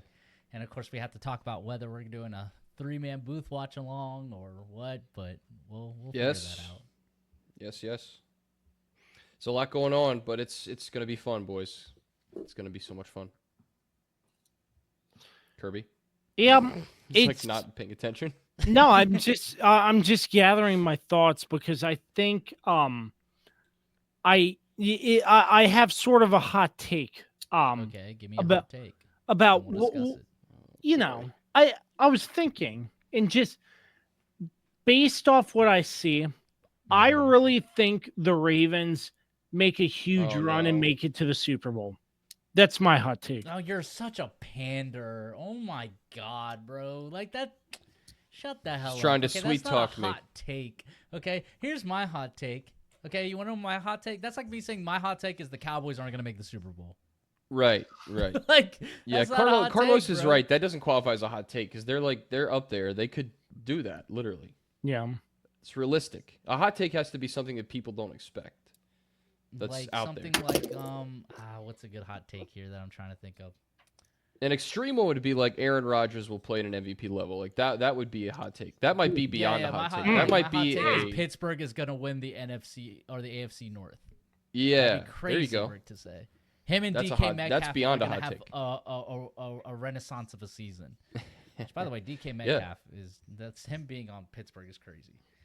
It's nuts. I keep forgetting that's a thing, to be honest. I don't necessarily have any real hot takes this season, really. I mean, my hot takes are the Chiefs dynasty is going to continue. Like, that's not really a hot take, though. No. I think, I guess like a hot take I might have is that, let me think of a good one here. It's something that I could see. See, it's hard to just think of one off the top of my head. Like, this is not something I plan to do. I thought about this, but I don't really have a hot take going into the season. Yeah, I guess I haven't watched First Take enough recently to like, to have yell something at you guys. Yeah, I don't know. Well, let me ask you all this. What are you looking forward to most about this upcoming season? The Chiefs' revenge season. That's what I'm looking forward to. I mean, look. Okay. Let's go with this. I mean, Here, let me pull it up real quick. While he's doing that, I think there's going to be some more unique competition out there. I feel like I haven't really thought too far ahead about who, but I think there could be a couple surprises in terms of. I got one. I got a hot take. I got one. All right, let's hear it. The Denver Broncos aren't going to be as good as people think they're going to be. I could see that. There's a lot of people trying to put Denver as they're going to win the AFC West. I really don't think they're going to. I think they might finish in third. What about this?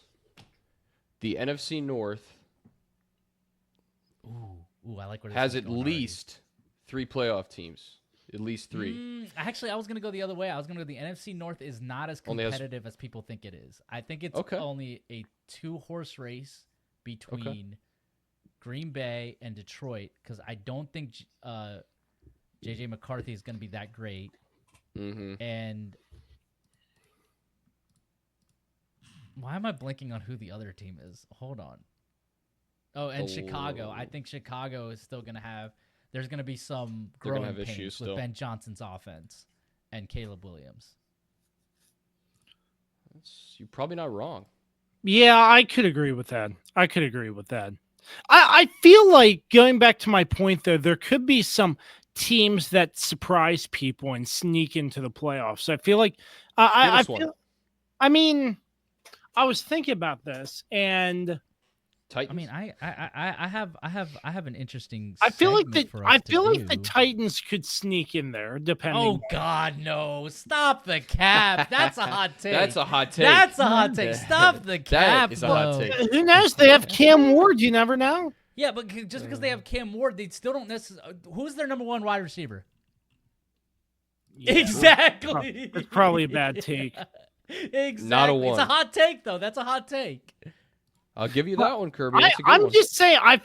I don't know who, but I feel like a team could. Okay. I have a better thing for us. All right. Out of this list of teams, who do you think is going to go from worst to first based on division? Okay, we'll start with the AFC. Will the New England Patriots have a chance of going from worst to first? Absolutely. No, wrong. Absolutely. Yes. You really think that they're going to overtake Kirby? the Buffalo Bills? Come on, Kirby. Tell us why. No. Okay. Let me rephrase that. You mean from first in the division?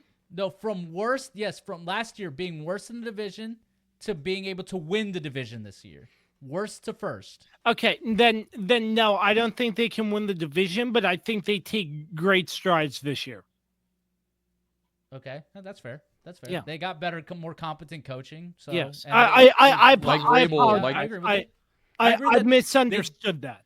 Yeah. Okay. Yeah, I agree that yes, they will be competitive, but they're not overtaking the Bills. I mean, Mike Vrabel stepping in, breaking up fights. He's dedicated. He's a great coach. Ready. He fits perfect. He's already getting pissed at reporters for asking questions. He's always done that. Fits. I know.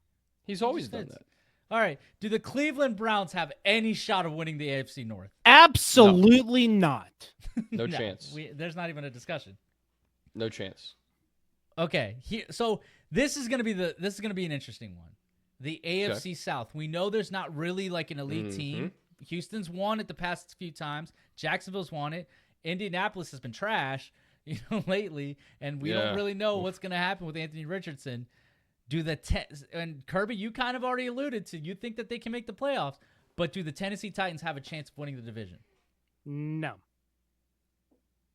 Well, you just said, okay. He said 5 minutes ago that they can, whatever, Kirby. They can make a run, and then he's like, no, but they can't win the division. Well, you can make the playoffs without winning the division. You're right. That is true. You're right. See? Here's the thing. I think anyone can win that division. So I'm gonna give them a slim chance.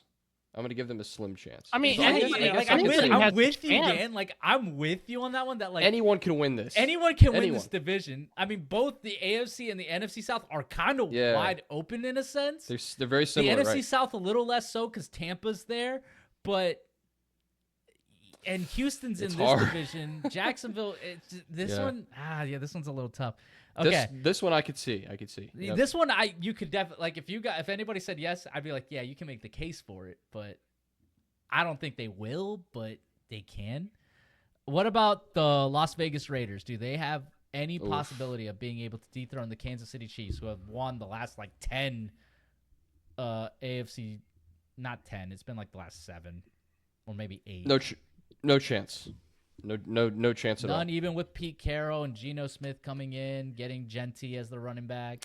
They should be better. There's no question about that. But yeah, I think they're not. There's no way they're going to get past. They're going to be able to dethrone Kansas City in that division. I mean, the wide receivers for Vegas. I'm still not. Who is it? Jacoby Myers is their number one. Jacoby Myers, yeah, and he's not intimidating to me. No. They have Brock Bowers. Brock Bowers is phenomenal. Brock Bowers is pretty good. Yeah, he's pretty solid.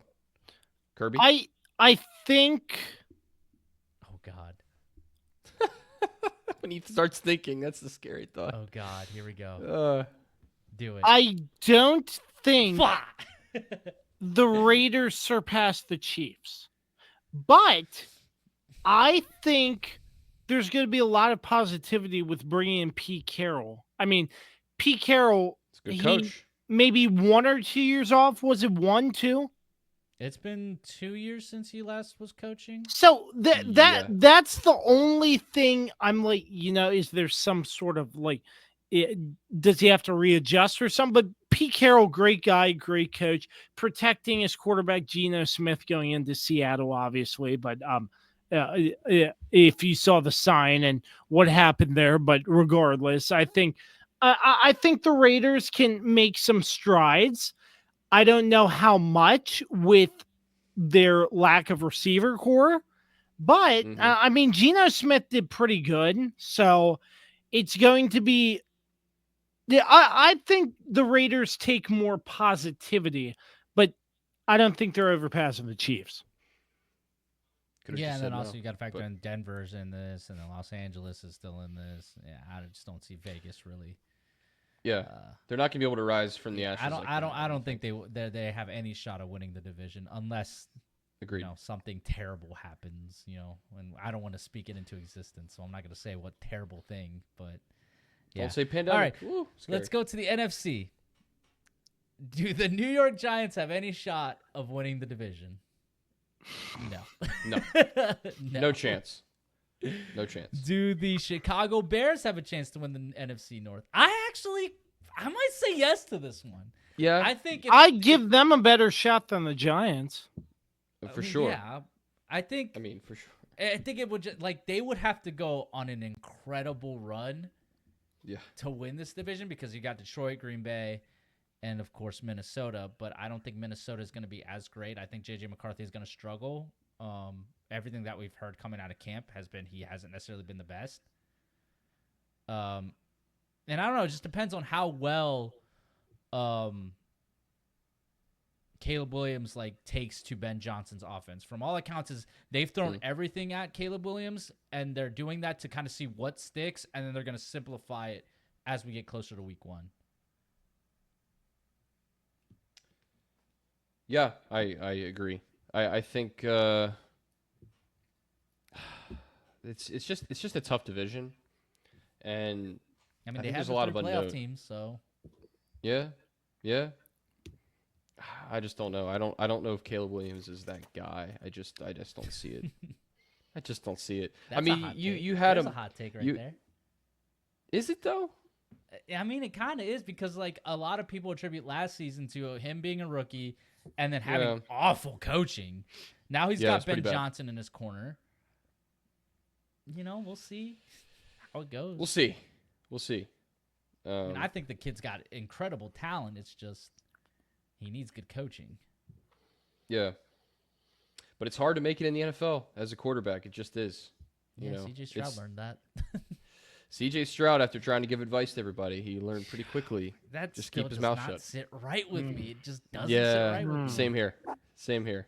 He's trying to mentor people. I'm just like, bro, you just started yourself. You're nobody yet. Oh God. Kirby, what do you think? I mean, you did say that you give them a better chance than the Giants. So. Yeah, I give them a decent shot, but I'm more leaning towards no. Fair. Oh, God. This one, look, do we even have to... Do the New Orleans Saints have any chance of winning a game this year? Who's their quarter? One game? It's some nobody. I don't even know who it is. They can win. They one have game. Spencer Rattler. I think they win a couple games. Spencer Rattler, bro. I mean, he played last year. They were on the tiers. I don't even know who their quarterback is. I mean, he played last year. He's 5 levels below the bottom tier, Carlos. It's as simple as that. They're going to be terrible, but they'll win a few games. I give them 5 games. That's exactly how many they won last year. 5-12. I could see another 5-12 season coming. I agree with Kirby there. So bad. What's next? All right. Now, okay, here's going to be an interesting one. The San Francisco 49ers. They lose Deebo Samuel. They're relying on Trent Williams to stay healthy, even though he's the oldest left tackle in the league. You paid Brock Purdy a crap ton of money, so now you got to factor that in. Brandon Ayuk is coming back from a devastating injury. Yep. They got Robert Saleh back as defensive coordinator, but they lost a lot of things on defense, like Dre Greenlaw.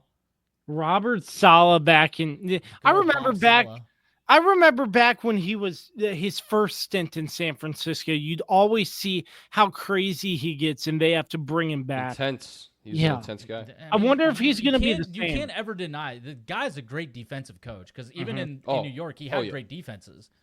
Yeah. So, and that's kind of where they struggled the past couple years is defense ever since he kind of left. So what's your question about the 49ers? Are they worst to first? Because they finished in last place last year in the AFC West, or NFC West. They were just ravaged last year with so many injuries. They were they had to be one of the most injured teams last year. I don't know the numbers, but no, they were definitely up there. Yeah. I would say they'd be the favorite to do it, but of all the teams, yeah.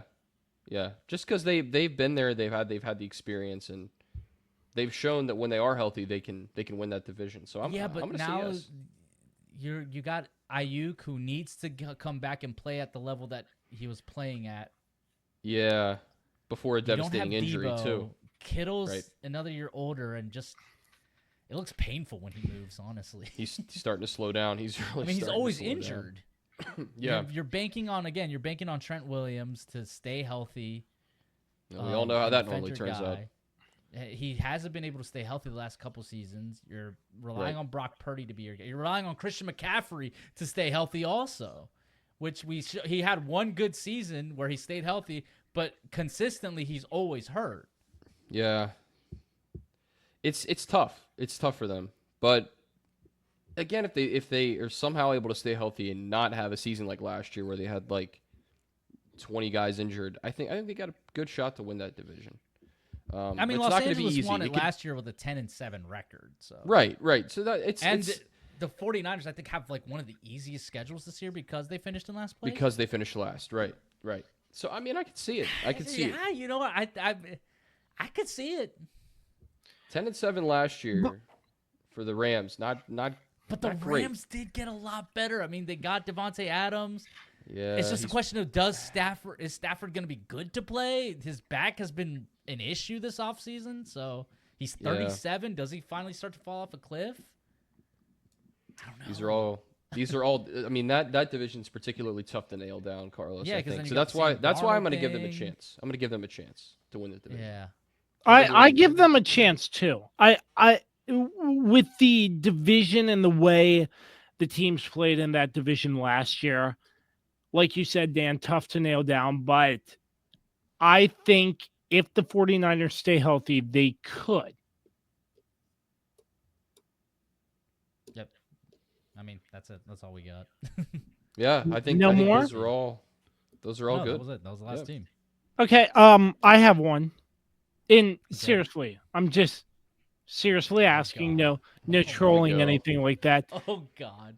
How do we think Brian Schottenheimer does in his first season as head coach for the Cowboys? I don't know, man. I really don't, because I don't know much about Brian Schottenheimer like that, honestly. He was he wasn't like the best offensive coordinator before he came to Dallas. He didn't really do that great. And granted, Dak Prescott got hurt last year, and they didn't necessarily have all the weapons, but the Cowboys failed to address running back. They're running with these two guys that I don't even know.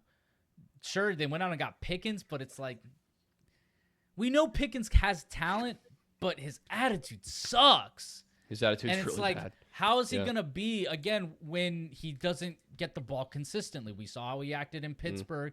We're going to see how he acts here in Dallas. And then, at least in Pittsburgh, you had Tomlin, who was in control of the team. You know, a steady figure there. You don't have, in Dallas, it's the Wild West. How Brian Schottenheimer's going to do as a coach, as a head coach, I just don't know, because I really don't know. I mean, there's a lot of question marks with Dallas, and if they have a 10-win season, and they have a tough schedule, they do. They have to play the Chiefs on Thanksgiving, for God's sake. You got to play the Commanders twice. You got to play the Eagles twice. The Giants, I think they can handle the Giants. I think everyone can. Yeah. I mean, like the front part of the season, like they very well may only be like, because their bye week is week 6, they might be like 3-2 going into that week. They could be 2-3. It's not going to be an easy road for them. I think I'd take 3-2 with that schedule, though. I would. Yeah, I mean, here, hold on. Let me pull up their schedule real quick, since we're going to do Cowboys talk. But I have not been locked in at all on Dallas. He's not an impressive hire by my standards. No, he was actually a very disappointing hire in my standards. Yeah, and I think it was just a hire based on what his I guess his father was Marty Schottenheimer, right? Or was that someone else? Legendary Chiefs head coach. You get some name recognition there, and I think that's why they hired him. But I don't think he's going to be a particularly great coach, but I don't really know if it's going to matter. I think a lot of it's just going to come down to on the field play, how Dallas is able to improve from last year to this year. I don't really think the coaching is going to make that much of the difference at the end of the day. So, all right, here's their. That's schedule. my answer. So the first stretch of the season before their bye week. Their bye week is actually week 10. They open the season at Philly. You can pretty much guarantee that's probably going to be a loss. They could surprise. I'm not saying they can't win that game, but logically they're probably going to lose. They come back home and play New York. That's probably a win. The Giants. They go to Chicago. They could win that game. They come back, play Green Bay at home on Sunday Night Football. They don't have that history of beating Green Bay even without Aaron Rodgers. I mean, Green Bay came in there and smacked the brakes off of them, 2 years ago. Then they go to New York to play the Jets. Okay, so I can see 3 wins there. Carolina, that's probably a win at Carolina. So that's 4 wins. First game against the Commanders is at Dallas. What do you guys think there? Do they split with the Commanders? Do the Commanders beat them in Dallas? They beat them in Dallas last year, but that was the last game of the season. I feel like they split this year. It's the NFC East. I think splitting is. I mean, you can't just say, "Oh, we're going to go out and the Commanders have a shot to beat them twice." Anything can happen in division games.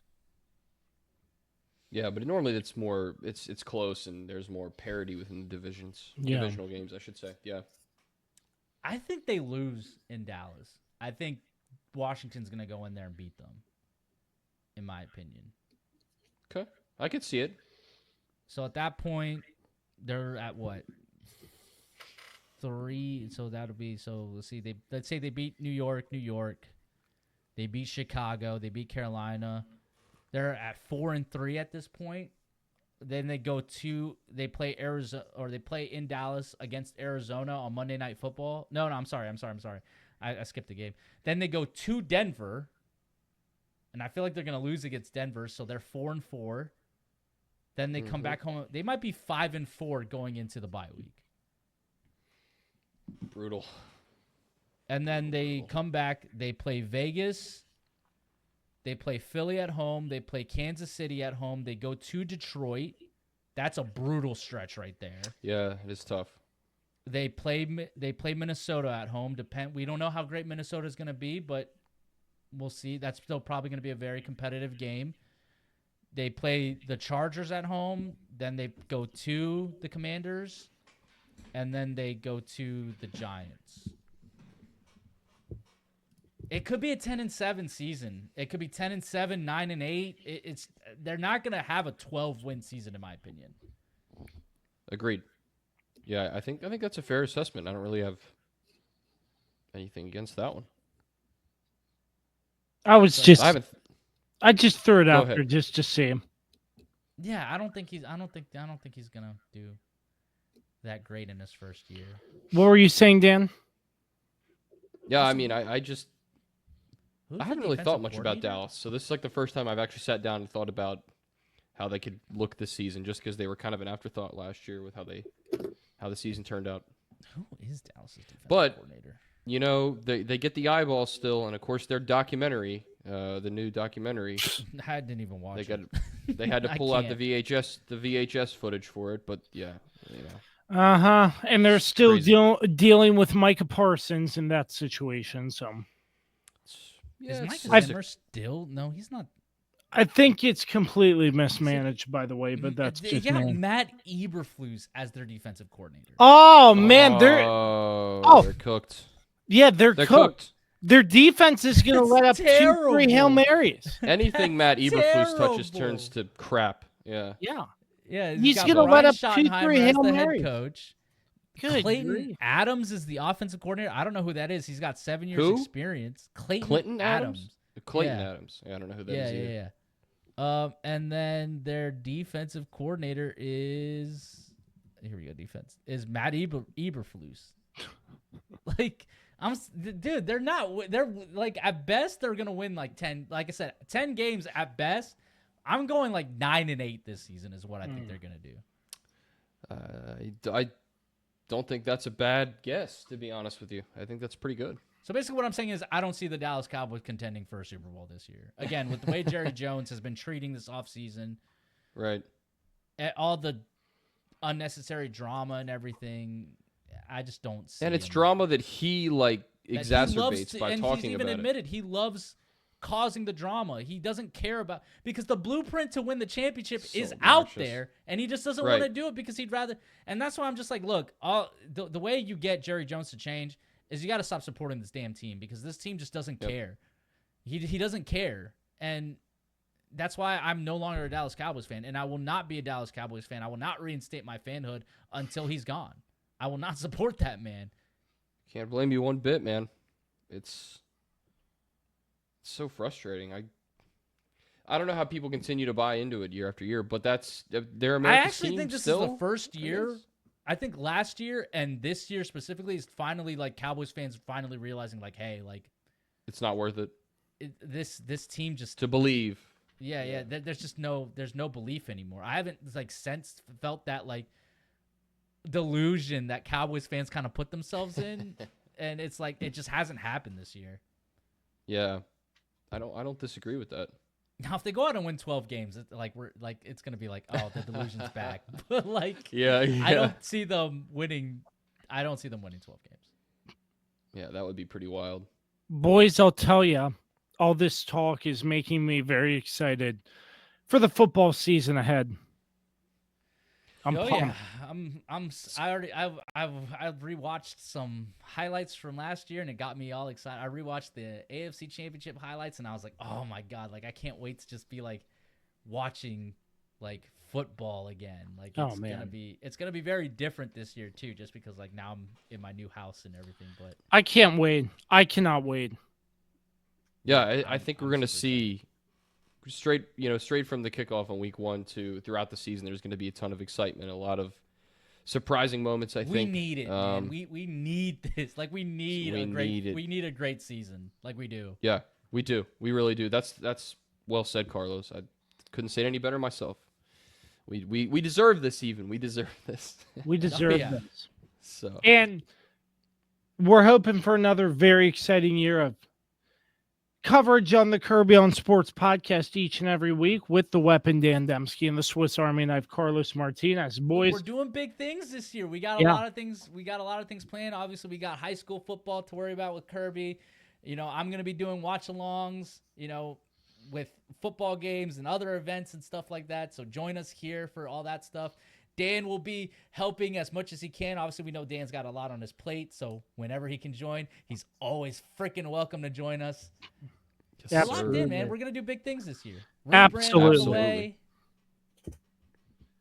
Absolutely. But we do have to wrap this show up.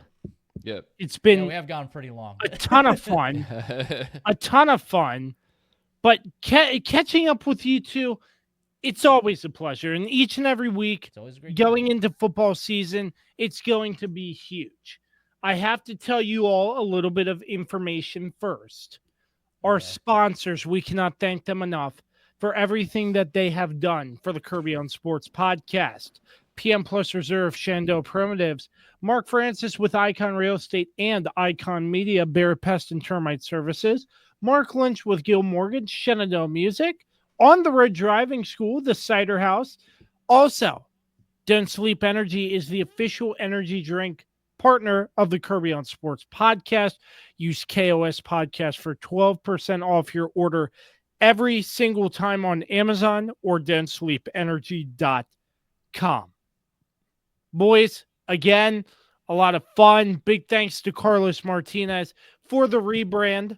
Thank really you, Carlos. Nice logos. We're so back. Looks baby. good, man. We are back. We are so back. They look good. Woo. Dan, thank you for your time. Thank I you. know how busy that you can get at times, so we appreciate you coming back and looking forward to having you throughout the course of this season as well. Check Hoping out to be here through all of it, boys. Check out everything we're doing on the Kirby on Sports podcast. www.kirbyonsports.com, our YouTube page or link tree, all social media platforms as well, to keep you updated on all the many ventures that we are a part of. Also, follow us on Twitch. We launched a Twitch channel. I do have to give all that information. Oh, yes. But we finally launched a Twitch channel. Follow us there because we will be live there as well when we do watch-alongs. If that is your platform of preference. Because I don't think we're going to be able to do Facebook anymore, considering they copy, the WWE copies wrote us because they could hear the audio. It was annoying. Here's what happened. Live streams on there. Here's what happened. I get a two notifications from Facebook. Yeah, because I restarted the stream, so they got us twice. Yeah, and then I screenshotted it and sent it to Carlos. I'm like, I assume you did something. And it was because they could hear the audio, and they're the only platform that does that. YouTube didn't kick us off. Twitch didn't kick us off. Oh, so I don't think Facebook's going to let us do anything. But yeah, it's probably good to just stick with what lets us keep rolling, for sure. Yep, we will keep rolling as well. The weapon, Dan Dembski, the Swiss Army knife, Carlos Martinez. I am Josh Kirby. We're looking forward to the start of a very good football season right around the corner. I believe in Josh Kirby. Kirby. I believe in Josh Kirby. And each and every week, like I said, and just ride with us throughout the football season. We're going to have a lot of fun. And I do have maybe a guest or two that might be reoccurring as well. Give you more details on that. Oh, wait, no, I'm already on this. Yeah, you're on the program. But maybe a guest or two recurring throughout the season. So we'll see. We'll see how that goes. We'll keep you heading at the end. We will keep you informed and everything. But we got to run. Thank you so much to all of our sponsors. For Dan, Carlos, I'm Josh. We will catch you next time. Thank you for tuning into episode 226 of the Kirby on Sports podcast.